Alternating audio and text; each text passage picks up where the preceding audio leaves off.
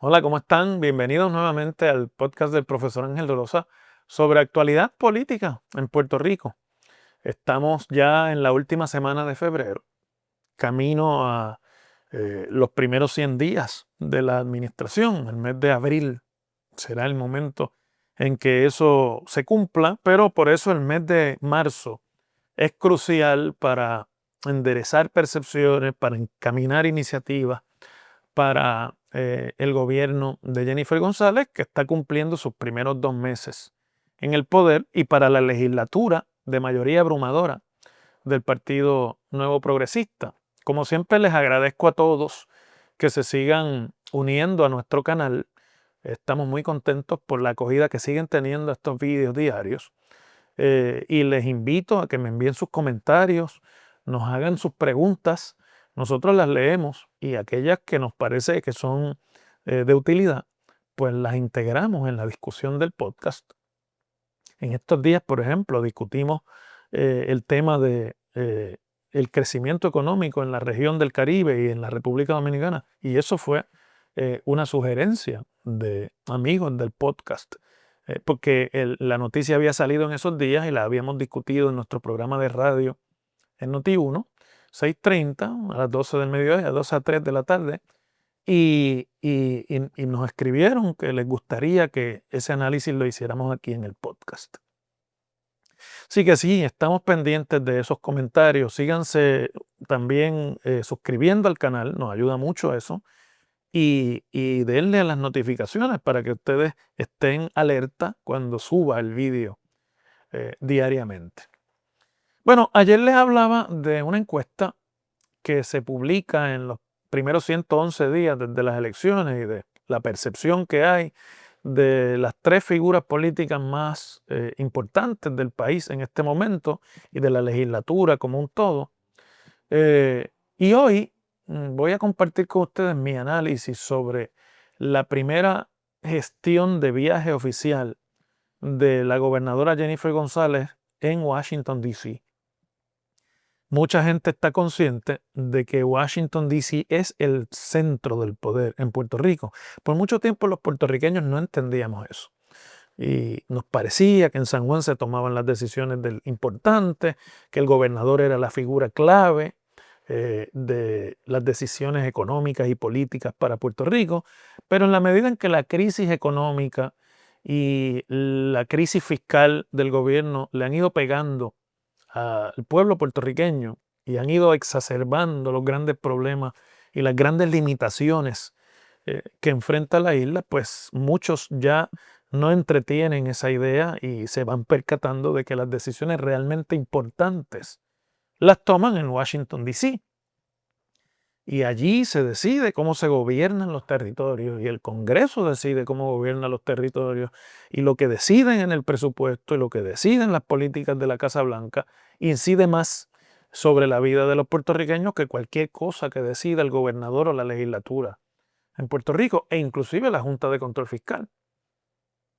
Jennifer González estuvo participando desde el jueves pasado hasta el domingo de la conferencia de gobernadores de los Estados Unidos que se reunió por primera vez en este cuatrienio en la ciudad capital, obviamente al inicio de una nueva administración. Participó de varias actividades allí junto a otros gobernadores en la Casa Blanca.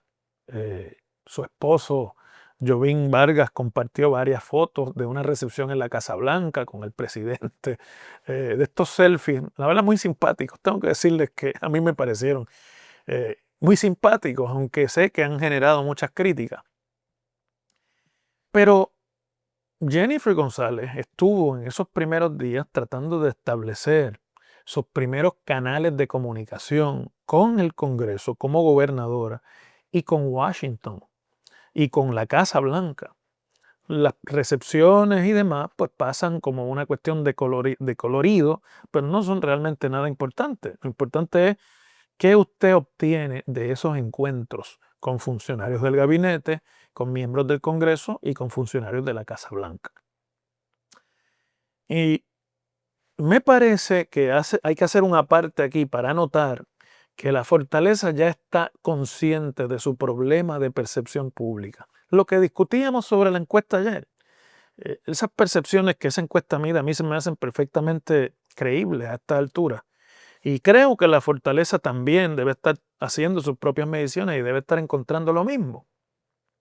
Porque durante este viaje, en el fin de semana, se inauguró una nueva iniciativa de conferencia de prensa dominical eh, que va a dirigir el secretario de Asuntos Públicos. El secretario de Asuntos Públicos es el encargado de la comunicación política en la Fortaleza y quien lo ocupa, el licenciado Irán Torres Montalvo, era el secretario general del PNP. De manera que es una reacción política de la Casa Blanca, de la Fortaleza, esa conferencia de prensa dominical que se anuncia que él va a estar encabezando, que a veces van a haber miembros del gabinete. Yo añado y pienso que de vez en cuando estará y tendrá que intervenir la propia gobernadora, dependiendo de la naturaleza del tema, pero no me queda la menor duda de que es una intención para plantar en la opinión pública una percepción un poco más positiva, una percepción que se aparte de la mirada crítica que hacen los medios de comunicación y la prensa, un poco para tratar de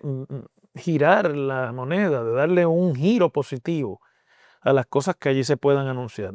Al mismo tiempo, la primera conferencia de prensa dominical, Torres Montalvo la dedica a pasar revista del viaje de la gobernadora a Washington y nos informa varias cosas. Primero, que la gobernadora estuvo reunida con algunos miembros del Congreso, que estuvo en la Casa Blanca, que logró reunirse y conversar con miembros importantes del gabinete, principalmente el secretario de Energía de los Estados Unidos, que ahora, Chris Wright, viene de la industria del gas y del fracking, de los combustibles fósiles. Es un giro de 180 grados de lo que era la política pública energética de Biden, fuentes de energía renovable, carros eléctricos, energía solar, a un regreso a los combustibles fósiles, gas, petróleo.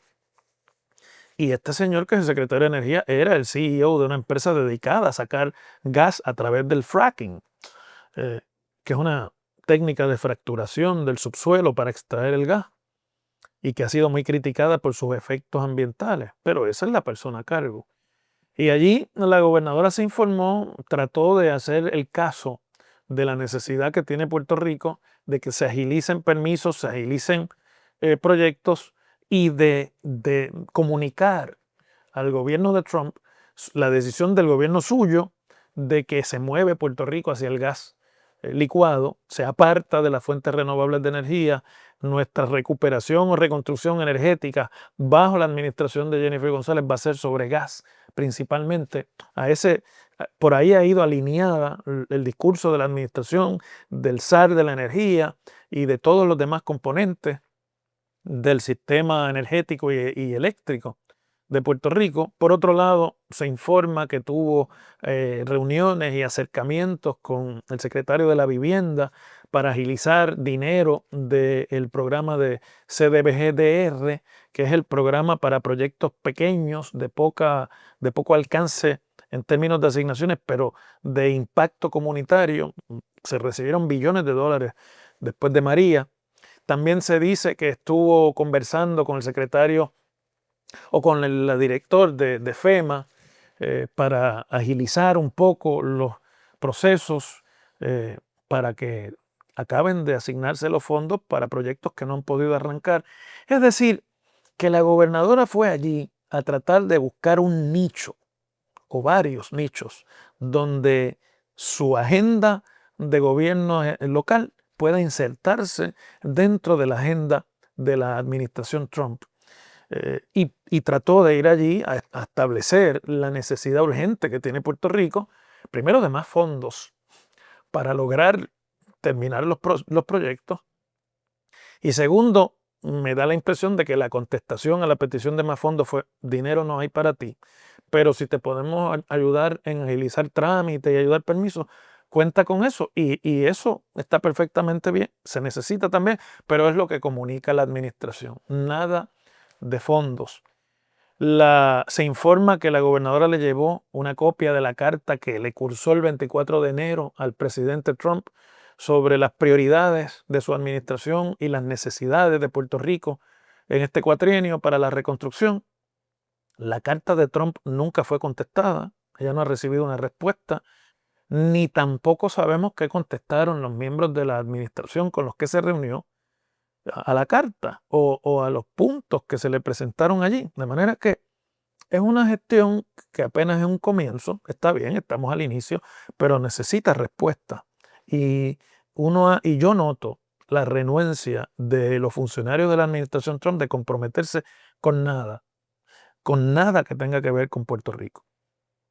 Dicho sea de paso, por otro lado se informa que la Fortaleza y el PNP han decidido cambiar la estrategia de estatus político. Ya no van a estar presionando sobre el proyecto que por 2 ocasiones intentaron que se aprobara, primero el 8393 y después el 2757, siendo el mismo proyecto en congresos distintos, y que ahora están buscando una manera, a pesar de que no es lo que dice el programa de gobierno del PNP, de ver cómo mueven los resultados del plebiscito que se llevó aquí localmente el día de las elecciones a favor de la estadidad en el Congreso.